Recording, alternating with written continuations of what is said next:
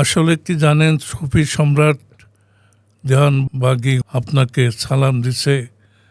তারপরে হুজুরের সালাম পেয়ে আমি ওনার সাথে দেখা করি। উনি আমাকে বুঝাইলেন যে এই জমির মালিক সব আল্লাহ, আল্লাহর নামে এটাকে শুরু করা দরকার। সুতরাং এই যে একটা সেরেকযুক্ত কথা রয়েছে দলিলের প্রথমেই, এটাকে সংস্কার করা দরকার। হুজুরের কথা আমি উপলব্ধি করতে পেরেছিলাম এবং ওনার কথা মতোই আমি এইটা উপলব্ধি করে এই বিসমিল্লাহির রহমানির রহিম দলিল লেখার প্রথমেই এটা আল্লাহর নামে শুরু করছি। এইভাবে একটা কথা করে আমি একটা বিজ্ঞপ্তি জারি করেছিলাম। এরপর থেকে এটা হবে ধরেন 89 সনে।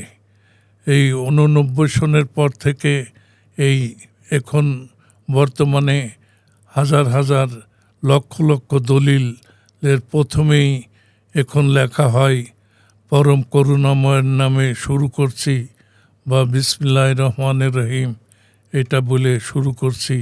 এইভাবে সেই শিরক মুক্ত দলিল লেখন থেকে আল্লাহ পাকের নাম দিয়ে এই যে দলিল লেখা শুরু হয়, এটা উনারই একটা অনুপ্রেরণায় এটা হয়েছিল।